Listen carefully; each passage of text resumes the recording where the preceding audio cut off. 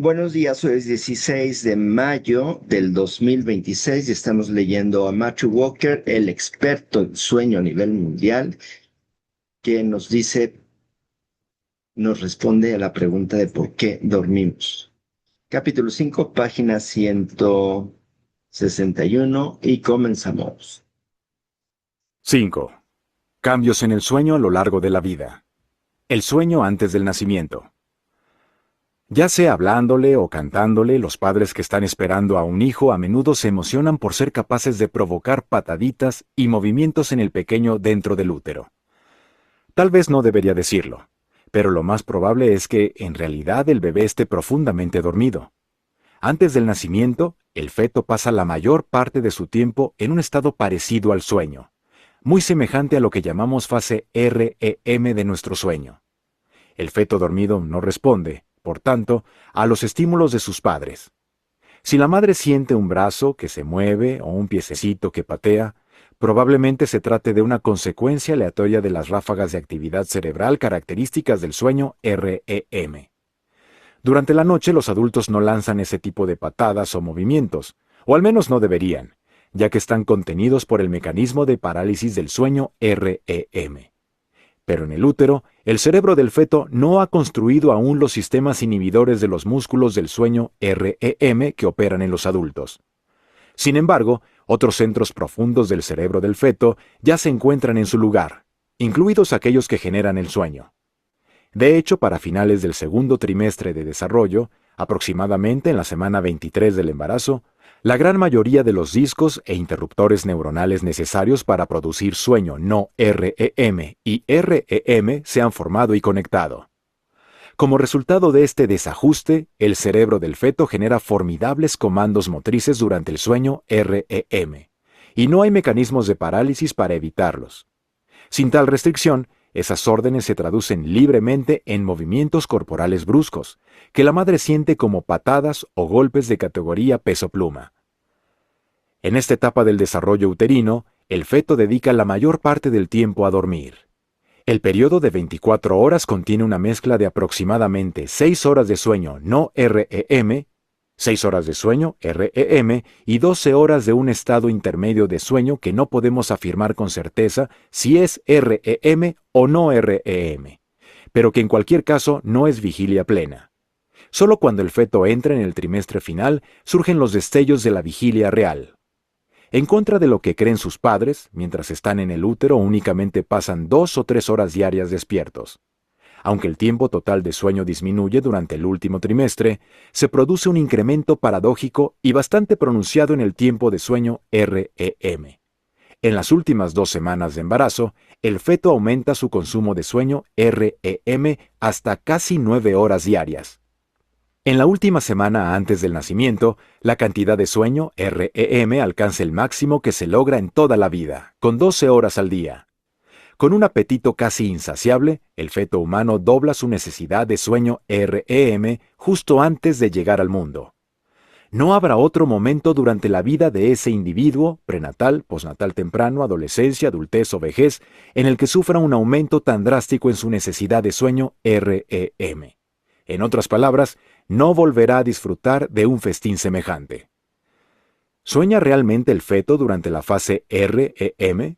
Probablemente no de la manera en que la mayoría de nosotros entendemos los sueños. Pero lo que sí sabemos es que el sueño REM es vital para promover la maduración cerebral. La construcción de un ser humano en el útero ocurre en distintas etapas interdependientes. Es un poco como construir una casa. No se puede coronar una edificación con un techo antes de que haya muros de carga sobre los que apoyarlo. Y no se pueden colocar los muros sin una base para asentarlos. El cerebro, como el techo de una casa, es uno de los últimos elementos en ser construido durante el desarrollo. Y al igual que ocurre con los techos, el proceso de construcción ha de pasar por diferentes subetapas. Por ejemplo, se necesita un armazón antes de empezar a agregar las tejas. Durante el segundo y tercer trimestre del desarrollo humano, la creación detallada del cerebro y sus componentes se produce a buen ritmo, precisamente cuando el tiempo de sueño REM se acelera. Esto no es una coincidencia. El sueño REM actúa como un estimulante durante esta fase crítica de la vida temprana. Los fuertes estallidos de actividad eléctrica durante el sueño REM estimulan el exuberante crecimiento de las vías neuronales en todo el cerebro en desarrollo, proporcionándole un generoso racimo de conexiones o terminales sinápticas. Podemos definir el sueño REM como un proveedor de servicios de Internet que ofrece cobertura a nuevos vecindarios del cerebro con vastas redes de fibra óptica. Usando estos primeros generadores de electricidad, el sueño REM activa su función de alta velocidad. Esta fase del desarrollo que infunde al cerebro masas de conexiones neuronales se denomina sinaptogénesis, ya que implica la creación de millones de enlaces de cableado o sinapsis entre las neuronas. En el marco de un diseño deliberado, esta fase constituye un primer paso frenético para configurar el ordenador central del cerebro. Se da una gran abundancia de configuraciones de posibles circuitos para que emerjan en el cerebro del bebé una vez haya nacido. Desde la perspectiva de la analogía del proveedor de servicios de Internet, todas las casas, en todos los vecindarios, en todos los territorios del cerebro, han recibido un alto grado de conectividad y ancho de banda en esta primera fase de la vida. Con esta hercúlea tarea de neuroarquitectura, construir carreteras neuronales y calles laterales que originarán pensamientos, recuerdos, sentimientos, decisiones y acciones, no es de extrañar que el sueño REM domine la mayor parte del desarrollo inicial de la vida. De hecho, esto es cierto también para todos los demás mamíferos. El momento de la vida en que el sueño REM es mayor coincide precisamente con la etapa en que el cerebro experimenta una mayor construcción. Hay que tener muy presente que alterar o deteriorar el sueño REM de un cerebro infantil en desarrollo tiene consecuencias. En la década de 1990, los investigadores comenzaron a estudiar a las crías de rata recién nacidas. Con solo bloquear el sueño REM, el progreso en la gestación se retrasó, pese a que el tiempo cronológico del desarrollo embrionario seguía adelante. Al privar a los fetos de rata del sueño REM, se interrumpe la construcción del circuito neuronal de la corteza cerebral. Sin sueño REM, el trabajo de montaje en el cerebro se detiene. En el transcurso de los días, el inmaduro circuito neuronal de la corteza cerebral privada de sueño deja de dar muestras de crecimiento. El mismo efecto se ha demostrado en numerosas especies de otros mamíferos, lo que sugiere que el efecto es probablemente común a todos ellos. Cuando a las crías de rata recién nacidas se les permitió finalmente dormir un poco, el montaje de la corteza cerebral se reemprendió, pero no con la velocidad suficiente para un desarrollo completo. Un cerebro infantil sin sueño será un cerebro infraconstruido. Un descubrimiento más reciente relaciona las deficiencias del sueño REM con el trastorno del espectro autista, TEA, que no debe confundirse con el trastorno de déficit de atención con hiperactividad, TDAH, del que hablaremos más adelante. El autismo, del que existen varias formas, es una afección neurológica que surge en etapas tempranas del desarrollo, generalmente alrededor de los 2 o 3 años de edad. El síntoma principal del autismo es la falta de interacción social. Las personas con autismo no se comunican o no interactúan con otras personas fácilmente o del modo habitual. Aunque nuestra actual comprensión sobre las causas del autismo es incompleta, este trastorno parece estar relacionado con un inadecuado cableado del cerebro durante la fase temprana del desarrollo, específicamente en cuanto a la formación y el número de sinapsis, por lo que estaríamos hablando de una sinaptogénesis anormal. En los individuos autistas son comunes los desequilibrios en las conexiones sinápticas, cantidades excesivas de conectividad en algunas partes del cerebro y deficiencia en otras. Al darse cuenta de esto, los científicos han empezado a examinar si el sueño de las personas con autismo es atípico. Y lo es. Los bebés y niños pequeños que muestran signos de autismo o que son diagnosticados con esta enfermedad no tienen patrones o cantidades de sueño normales. Los ritmos circadianos de los niños autistas son también más débiles que los de los niños no autistas y muestran un perfil uniforme en la producción de melatonina a lo largo de un periodo de 24 horas, en lugar de un notable aumento de la concentración al llegar la noche y una disminución drástica durante el día. Biológicamente, para las personas autistas es como si el día y la noche presentaran menos claridad y oscuridad respectivamente. Como consecuencia, hay una señal más débil sobre cuándo deben ocurrir los episodios de vigilia y de sueño. Además, y tal vez relacionado con esto, La cantidad total de sueño que los niños autistas pueden generar es menor que la de los niños no autistas. Sin embargo, lo más notable es la gran escasez de sueño REM.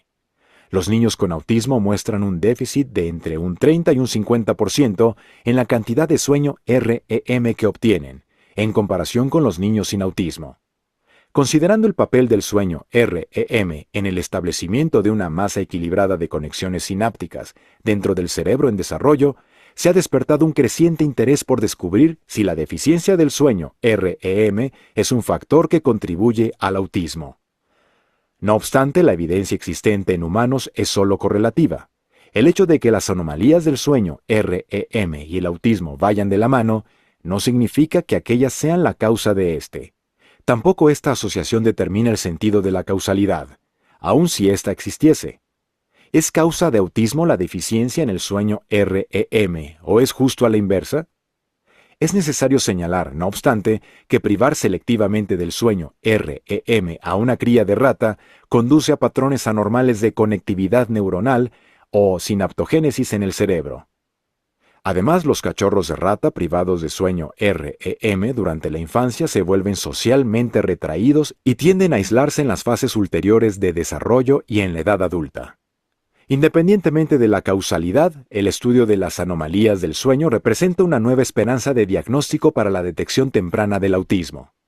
Por supuesto, ninguna madre embarazada debe preocuparse porque los científicos perturben el sueño REM de su feto en desarrollo. El alcohol, en cambio, puede provocar la misma eliminación selectiva del sueño REM. El alcohol es uno de los más poderosos supresores del sueño REM que conocemos.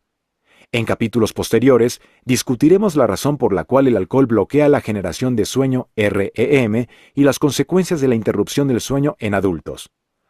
Por ahora, sin embargo, nos centraremos en el impacto del alcohol en el sueño de un feto en desarrollo y en un recién nacido.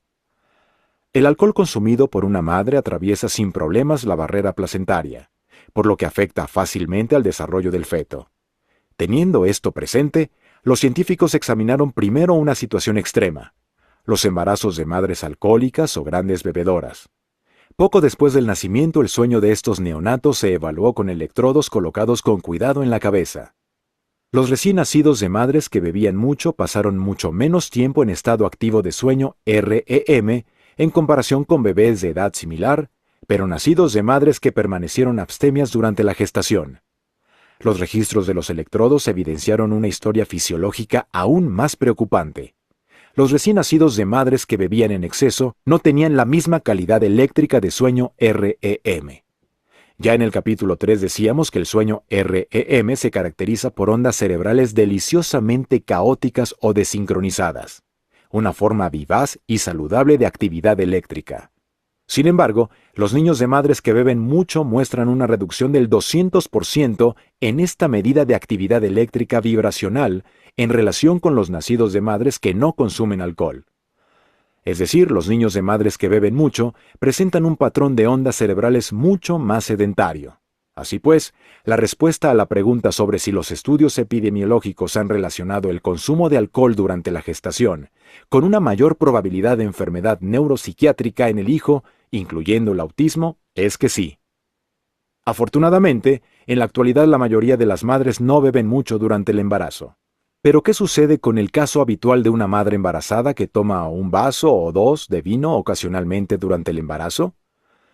Usando el seguimiento no invasivo de la frecuencia cardíaca, junto con mediciones por ultrasonido del cuerpo, los ojos y el movimiento de la respiración, ahora es posible determinar las etapas básicas del sueño no REM y el sueño REM de un feto cuando está en el útero. Equipado con estos métodos, un grupo de investigadores estudió el sueño de unos fetos que estaban a unas pocas semanas de nacer. Sus madres fueron evaluadas en 2 días sucesivos. En uno de ellos, las madres habían ingerido bebidas no alcohólicas, y en el otro, por el contrario, habían bebido aproximadamente 2 vasos de vino. La cantidad absoluta fue controlada en función de su peso corporal. El alcohol redujo de forma significativa la cantidad de tiempo que los fetos pasaron en sueño REM. Esta cantidad de alcohol también atenuó la intensidad del sueño REM que experimentaron los fetos, definida por la medida estándar de cuántos movimientos rápidos del ojo acompañan al ciclo.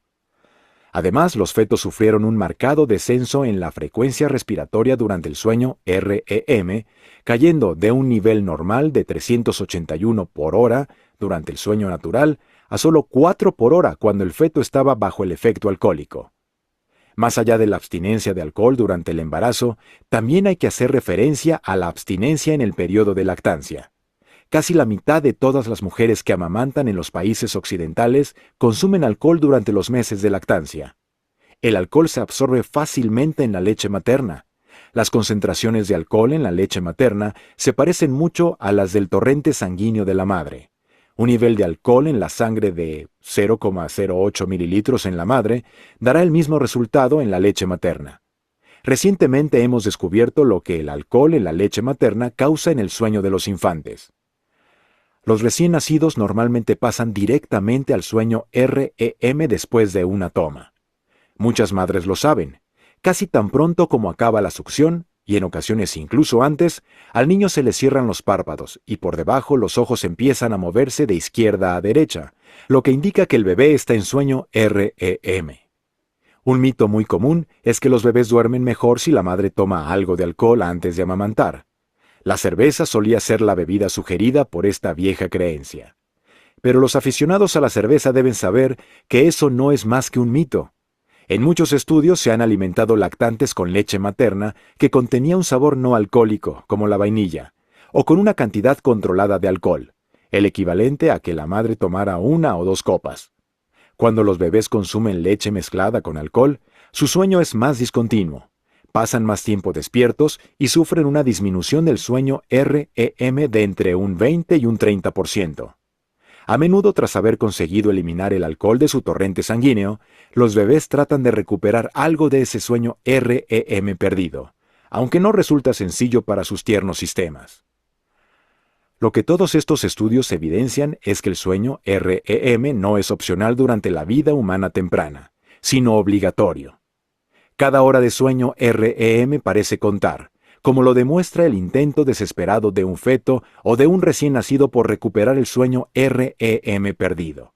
Lamentablemente todavía no sabemos exactamente cuáles son los efectos a largo plazo de la interrupción del sueño REM en fetos o neonatos, tanto la asociada al alcohol como a otra causa. Pero sí hemos comprobado que el bloqueo o la reducción del sueño REM en animales recién nacidos obstaculiza y distorsiona el desarrollo cerebral, y que eso produce un adulto socialmente anormal. El sueño en la infancia. Quizás la diferencia más obvia y atormentadora, para los padres primerizos, entre el sueño de los bebés y los niños pequeños y el de los adultos es el número de fases del sueño. En contraste con el patrón único de sueño monofásico observado en adultos de naciones industrializadas, los bebés y los niños pequeños muestran un sueño polifásico. Muchos periodos cortos de sueño durante el día y la noche, salpicados por numerosos despertares, a menudo muy ruidosos. No hay mejor retrato, ni más gracioso que el que hizo Adam Mansbach en su libro de canciones de cuna, Go the Fuck to Sleep. Duérmete de una puta vez. Se trata lógicamente de un libro para adultos que escribió Mansbach al estrenarse como padre y verse desgarrado por los constantes despertares de su hija debido al perfil polifásico del sueño infantil. La incesante necesidad de atender a su pequeña y de intentar noche tras noche devolverla al sueño lo exasperaba y agotaba de tal modo que acabó por descargar toda su amorosa rabia reprimida. Lo que derramó en las páginas fue una serie de rimas cómicas supuestamente dirigidas a su hija, cuyos temas reconocerá enseguida cualquier padre primerizo.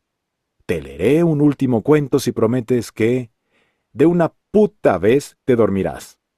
Hay una versión en audiolibro narrada extraordinariamente por el actor Samuel L. Jackson.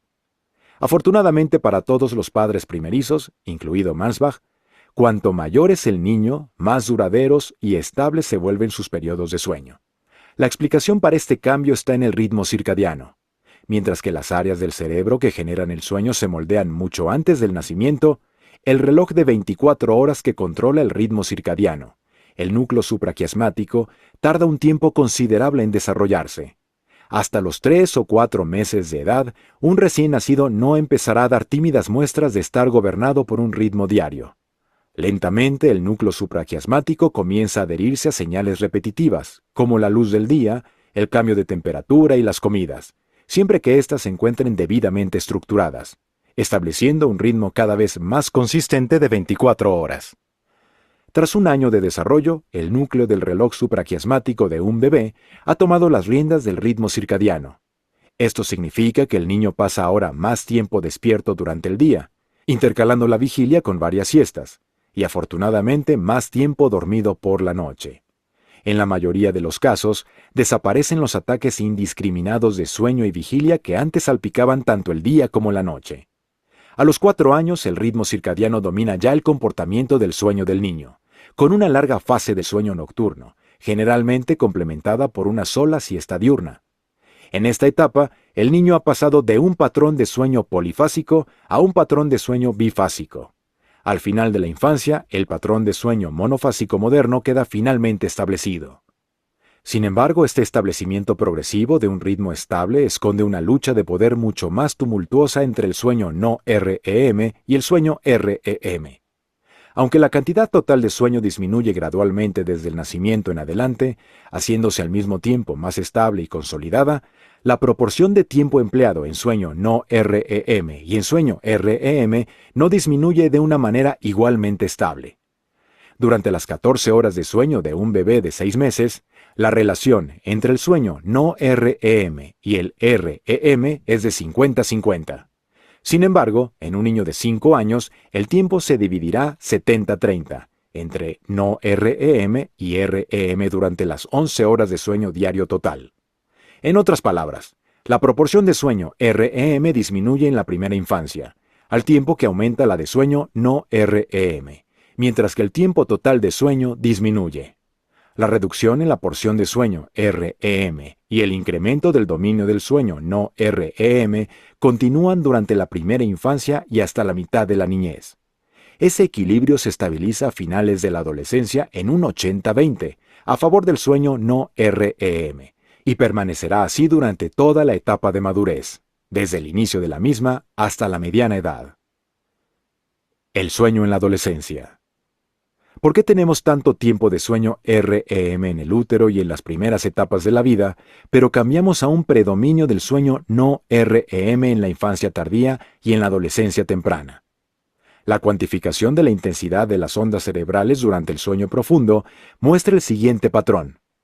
Una disminución en la intensidad del sueño REM en el primer año de vida y un incremento exponencial en la intensidad del sueño no REM profundo en la infancia media y tardía, alcanzando su pico justo antes de la pubertad, para luego atenuarse de nuevo.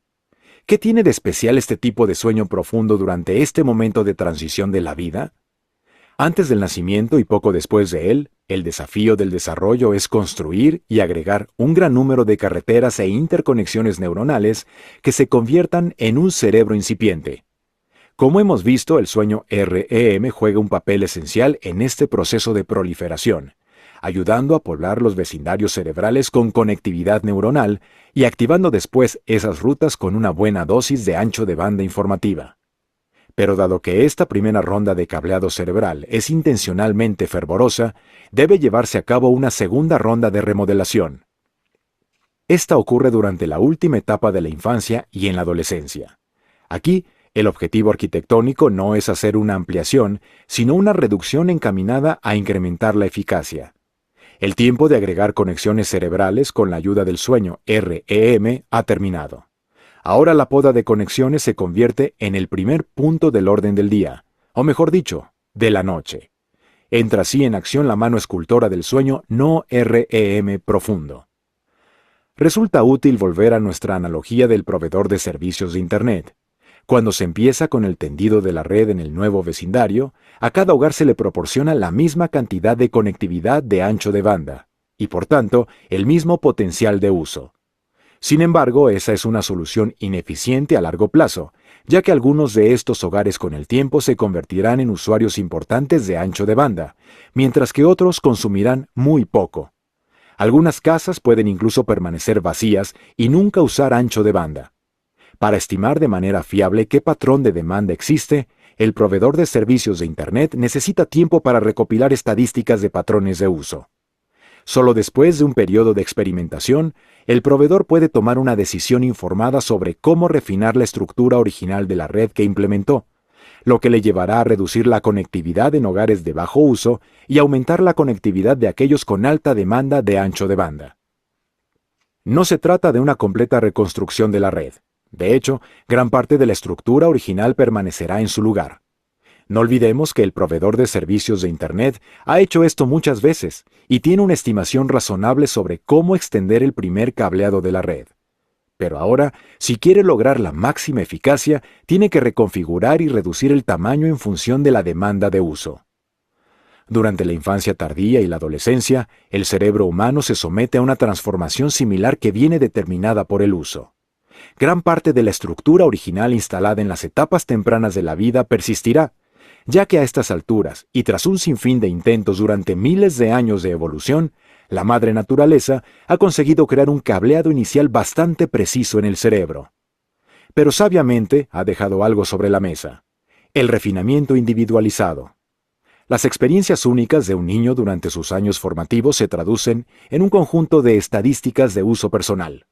Esas experiencias o esas estadísticas proporcionan el plan a medida para una última ronda de refinamiento cerebral, aprovechando la oportunidad que la naturaleza ha dejado abierta.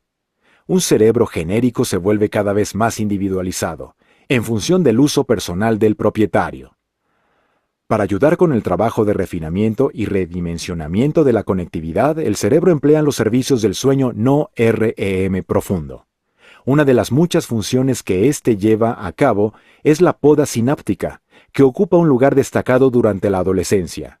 La lista completa de funciones la expondremos en el próximo capítulo. En una notable serie de experimentos, el pionero investigador del sueño, Irving Feinberg, descubrió algo fascinante acerca de cómo esta operación de redimensionamiento tiene lugar dentro del cerebro adolescente. Sus hallazgos ayudan a confirmar una opinión muy extendida, la de que los adolescentes tienen una versión menos racional del cerebro adulto, un cerebro que corre más riesgos y tiene relativamente pocas habilidades para tomar decisiones. Utilizando electrodos por toda la cabeza, arriba, abajo, izquierda y derecha, Feinberg empezó a registrar el sueño de un amplio grupo de niños de entre 6 y 8 años. Cada 6 meses los llevaba a su laboratorio donde medía su sueño. Lo hizo durante años. Acumuló más de 3.500 evaluaciones de sueño de noches completas, unas asombrosas 320.000 horas de sueño registradas. A partir de estos registros, Feinberg creó una serie de instantáneas que muestran cómo la intensidad del sueño profundo cambia con las distintas etapas del desarrollo del cerebro a medida que los niños transitan por la a menudo difícil adolescencia hasta la edad adulta.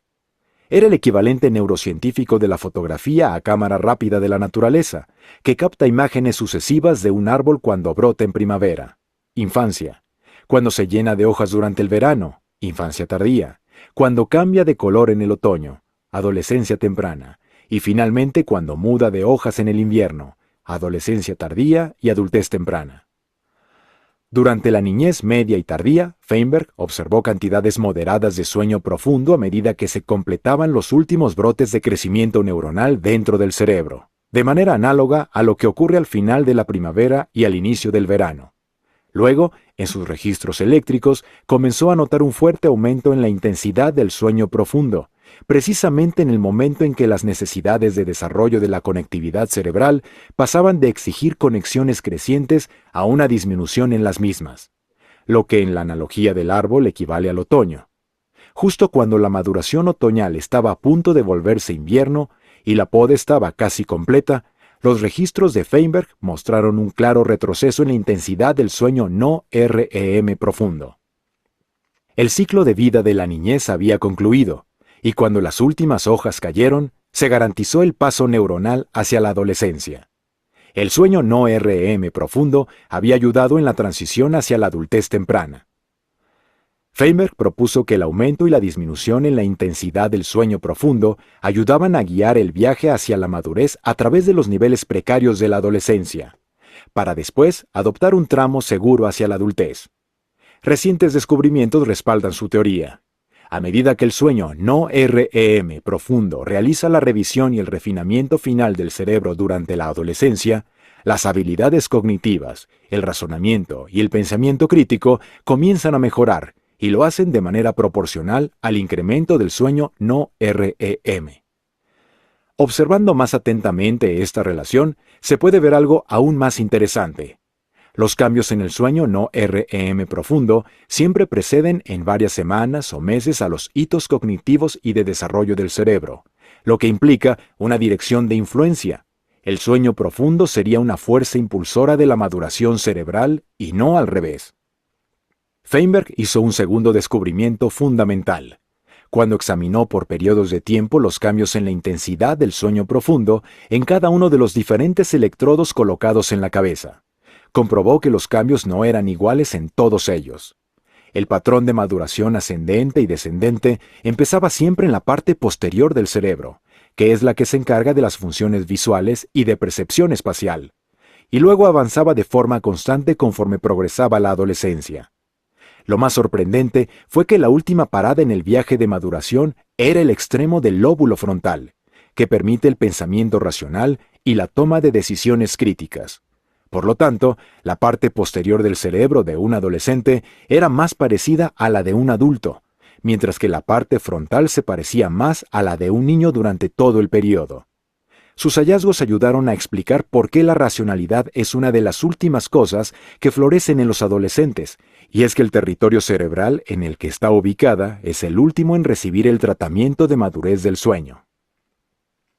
Ciertamente el sueño no es el único factor de maduración del cerebro, pero su papel parece ser muy significativo a la hora de allanar el camino para el desarrollo del pensamiento y la capacidad de razonamiento. El estudio de Feinberg me recuerda un anuncio de una compañía de seguros que vi una vez y que decía: ¿por qué la mayoría de los jóvenes de 16 años conducen como si les faltara una parte de su cerebro? Por eso, porque son jóvenes. Es necesario el sueño profundo y un tiempo de desarrollo para alcanzar la maduración neuronal que cubre esta brecha cerebral dentro del lóbulo frontal. Cuando tus hijos lleguen finalmente a la mitad de su vida y la prima del seguro de su automóvil disminuya, podrán agradecerle al sueño el dinero que se van a ahorrar. La relación entre la intensidad del sueño profundo y la maduración cerebral descrita por Feinberg se ha observado ya en muchas poblaciones diferentes de niños y adolescentes en todo el mundo. Pero ¿cómo podemos estar seguros de que el sueño profundo brinda realmente el servicio de poda neuronal necesario para la maduración cerebral? Aunque los cambios en el sueño y la maduración cerebral ocurran simultáneamente, ¿cómo podemos estar seguros de que no se producen de manera independiente? La respuesta se encuentra en los estudios sobre ratas y gatos jóvenes de edades equivalentes a la adolescencia humana. Los científicos privaron a estos animales del sueño profundo. Al hacerlo, detuvieron el perfeccionamiento madurativo de la conectividad cerebral, demostrando el orden causal del sueño no REM profundo, que proyecta al cerebro hacia una adultez saludable.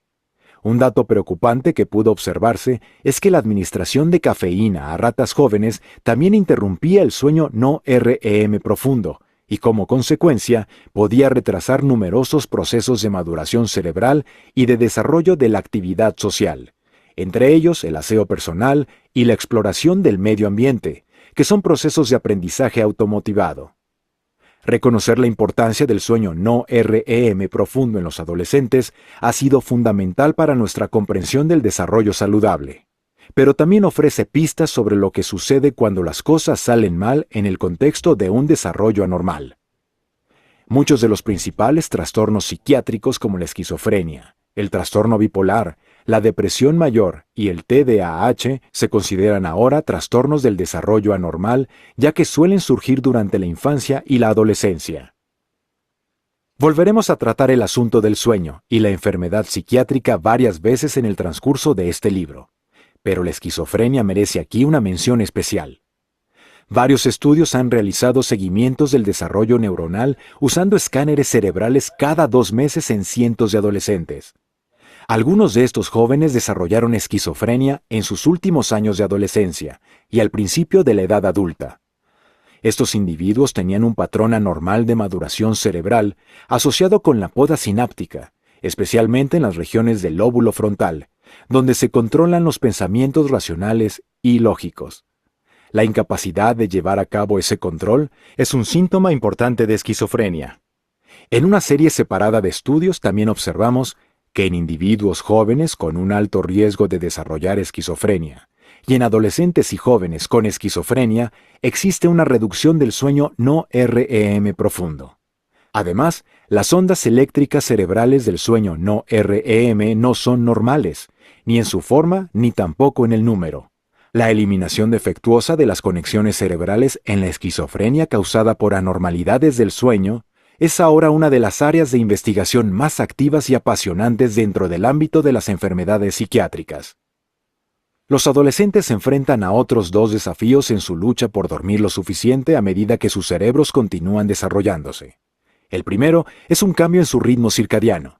El segundo es un horario escolar muy madrugador.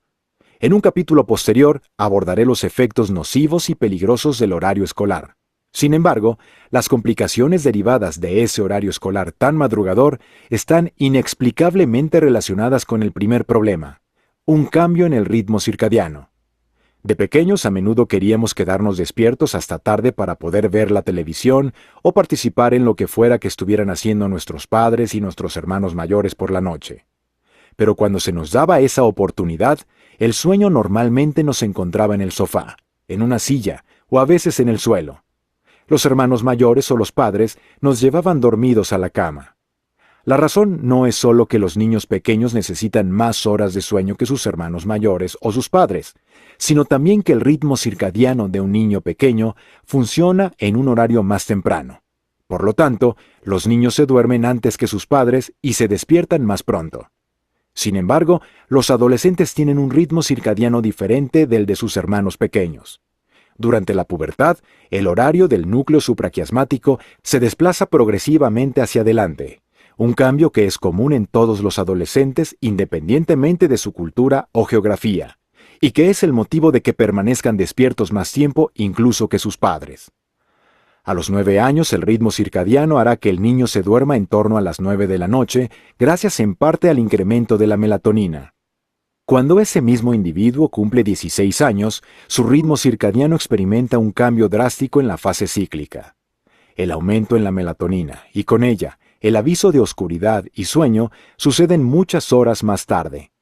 Como consecuencia, un adolescente de 16 años no tendrá interés, por lo general, en acostarse a las 9 de la noche. El estado de vigilia máxima suele estar todavía en juego a esa hora. En el momento en que los padres se sienten cansados, cuando sus ritmos circadianos bajan y la liberación de melatonina ordena que duerman, tal vez alrededor de las 10 u 11 de la noche, su hijo adolescente puede estar aún completamente despierto. Deben pasar un par de horas más antes de que el ritmo circadiano del cerebro del adolescente empiece a apagar el estado de alerta y permita que comience el sueño fácil y profundo. Esto conduce evidentemente a una espiral de malestar y frustración para todos los involucrados. Los padres quieren que su hijo adolescente se despierte a una hora razonable por la mañana. Por el contrario, los adolescentes que no fueron capaces de conciliar el sueño hasta horas después de que lo hicieran sus padres, pueden encontrarse a esa hora en el punto más bajo de la fase descendente del ciclo circadiano. Al igual que un animal que sale prematuramente de la hibernación, si el cerebro adolescente no consigue dormir más tiempo hasta completar el ciclo circadiano, operará con aturdimiento y de manera ineficiente. Como esto puede resultar desconcertante para los padres, he aquí una forma diferente de enfocar el tema. Pedirle a tu hijo o hija adolescente que se vaya a la cama y se duerma a las 10 de la noche es el equivalente circadiano de pedirte a ti, su padre, que te vayas a dormir a las 7 u 8 de la noche. No importa la firmeza con que formules la orden, ni tampoco si ese adolescente desea realmente obedecer tus instrucciones. Ni importa finalmente la fuerza de voluntad de ambas partes. El ritmo circadiano de un adolescente no cambiará milagrosamente. Más aún, pedirle a ese mismo adolescente que se despierte a las 7 de la mañana siguiente y que funcione con inteligencia, gracia y buen humor, equivale a pedirte a ti, su padre, que hagas lo mismo a las 4 o las 5 de la madrugada.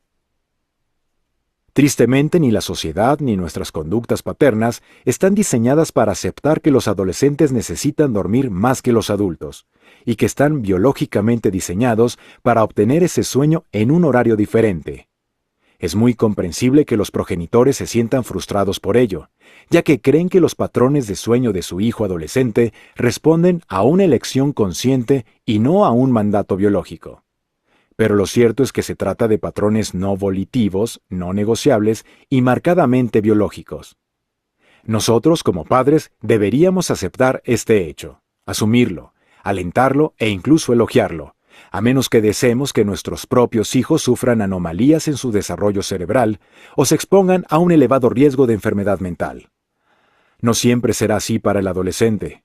A medida que se acerca a la etapa adulta, joven y media, su cronograma circadiano se irá retrasando gradualmente en el tiempo. No hasta los niveles de la infancia, sino a un horario anterior, cosa que irónicamente llevará a estos, ahora adultos, a sufrir las mismas frustraciones y molestias con sus propios hijos o hijas que sufrieron sus padres.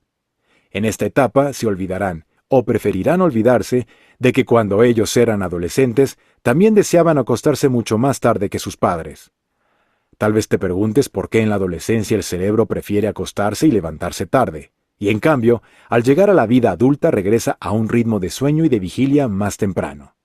Aunque continuaremos examinando esta cuestión, propongo una explicación socioevolutiva.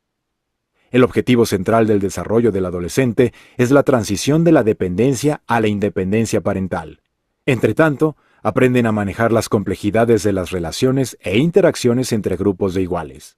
Tal vez la forma que la madre naturaleza ha encontrado para ayudar a los adolescentes a separarse de sus padres sea avanzar sus ritmos circadianos más allá de los de sus progenitores adultos. Esta ingeniosa solución biológica traslada selectivamente a los adolescentes a una fase posterior en la que pueden operar de manera independiente durante varias horas, y hacerlo además de manera colectiva con la gente de su misma edad. No es una dislocación permanente o total del cuidado parental, sino un intento seguro de separar parcialmente a los futuros adultos de los ojos de la madre y del padre. Por supuesto, existe un riesgo, pero la transición debe suceder, y las horas en que se despliegan esas alas adolescentes que les permiten realizar sus primeros vuelos en solitario desde el nido parental no son las del día, sino las de la noche. Todavía nos queda mucho por aprender sobre el papel del sueño en el desarrollo. Sin embargo, las evidencias de las que disponemos nos permiten esgrimir una defensa de los horarios de sueño de los adolescentes, en lugar de denigrarlos con el argumento de que constituyen un signo de pereza. Como padres, a menudo nos centramos demasiado en lo que el sueño les quita a nuestros adolescentes, sin detenernos a pensar en los beneficios que les puede estar aportando. Otra cosa que se ha de poner en cuestión es la cafeína. Hace algún tiempo en los Estados Unidos se llevó a cabo una campaña de política educativa que utilizaba el siguiente eslogan: que ningún niño se quede atrás. Basándose en la evidencia científica, mi colega, la doctora Mary Carskadon, sugirió un nuevo lema: que ningún niño consuma cafeína. El sueño en la vida adulta y en la vejez. Que ningún niño consuma cafeína.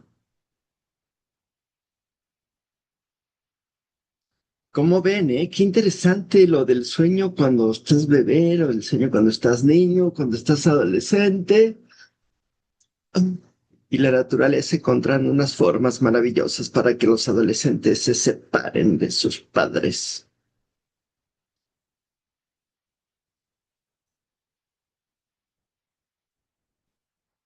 Yo les tengo que decir que uno de mis hijos, uno de los primeros medicamentos que tomó para TDAH, ¿qué creen que fue? Dijo el doctor, vamos a probar cómo se pone con un poco de cafeína. Entonces que se tome un café chiquito en la mañana y vamos a ver cómo responde.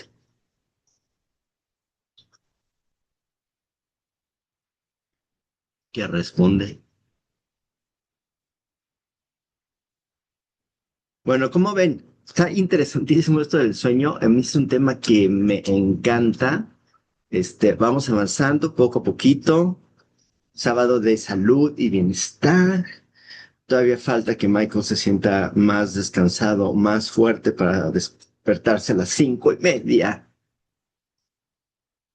porque ya me propuse en sábado y domingo hacer no calistenia, sino algo como Qigong, Tai Chi o algo que es más de equilibrio, porque haciendo ejercicios de calistenia me he sentido como que de repente, ay, pierdo el control, pierdo el equilibrio, ay. Pero bueno, oigan, pues está muy bonito este eslogan, que ningún niño consuma cafeína, que ningún niño consuma Coca-Cola, ni una probadita. Pero bueno, ya meditamos, ya escribimos, ya nos educamos en el tema del sueño y pues ya es hora de arrancar el día. Que tengan muy bonito sábado, disfrútenlo mucho, duerman, ya no está de moda desvelarse. No, no, no, eso ya pasó de moda. Bueno, Gracias, Mike. Igualmente. Bonito eso día. sí, un abrazo, Muchas adiós, gracias. Bonito fin de Lupita, semana a todos. Gracias, igual. Mike. Igualmente para todos. Bueno, quien quiera nos vemos mañana. 10-10. Chao, chao. Chao.